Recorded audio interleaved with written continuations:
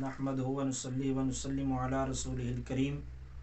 اما بعد فاعوذ بالله من الشيطان الرجيم بسم الله الرحمن الرحيم قال الله تعالى في كلامه المجيد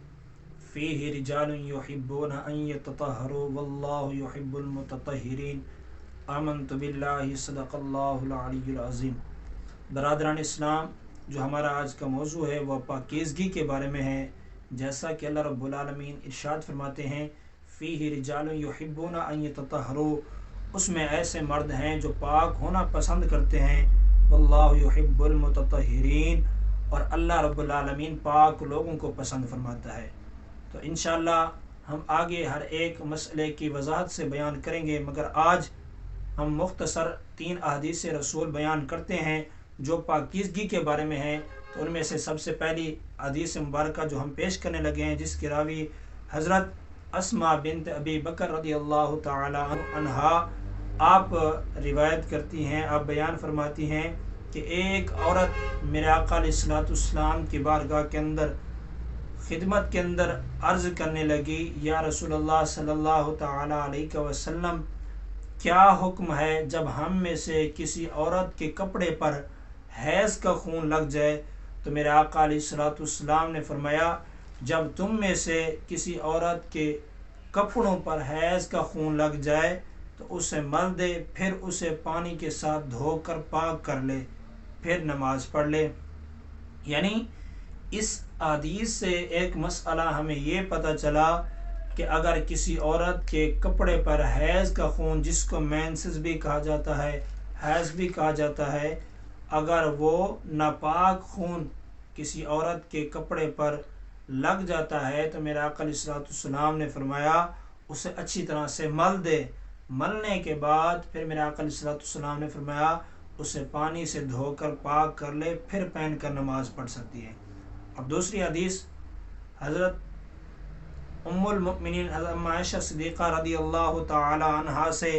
منی کے بارے میں پوچھا گیا جو کپڑے پر لگ جاتی ہے، تو فرمایا میں اسے رسول اللہ صلی اللہ علیہ وسلم کے کپڑے سے دھو دیتی تھی۔ یعنی میرے آقا علیہ الصلوۃ والسلام کے اگر کپڑے پر منی لگ جاتی تھی تو حضرت ام عائشہ صدیقہ رضی اللہ تعالی عنہا اسے اس کپڑے سے دھو دیتی تھی۔ آگے فرماتی ہیں کہ آپ نماز کے لیے نکلتے تو دھلائی کا نشان آپ کے کپڑوں پر موجود ہوتا تھا۔ یعنی اس حدیث مبارکہ سے ہمیں ایک مسئلہ یہ بھی پتہ چلا کہ اگر کسی شخص کے کپڑے پر منی لگ جائے، وہ لگنے کے بعد اس جگہ کو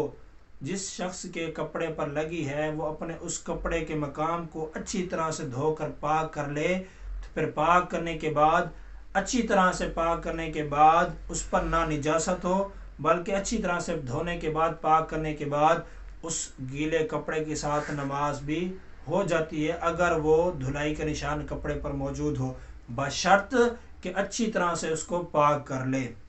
اور تیسری حدیث مبارکہ جو ام قیس رضی اللہ تعالی عنہا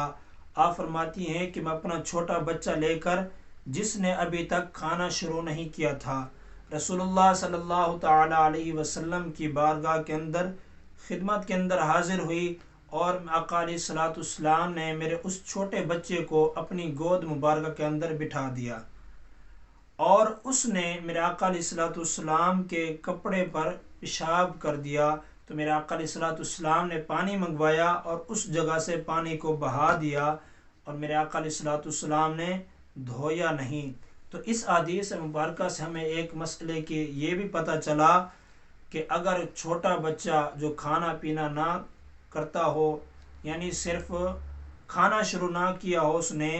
صرف دودھ پیتا ہو، تو اگر اس کا پیشاب کسی کے کپڑے پر لگ جائے، اس کپڑے پر صرف پانی بہانے سے وہ کپڑا پاک ہو جائے گا، کیونکہ ہمارے عرف کے اندر یہ بہت سارا بات پھیلی ہوئی ہے کہ کہتے ہیں کہ چھوٹا بچہ جو جس نے ابھی تک کھانا شروع نہیں کیا، اس کا پیشاب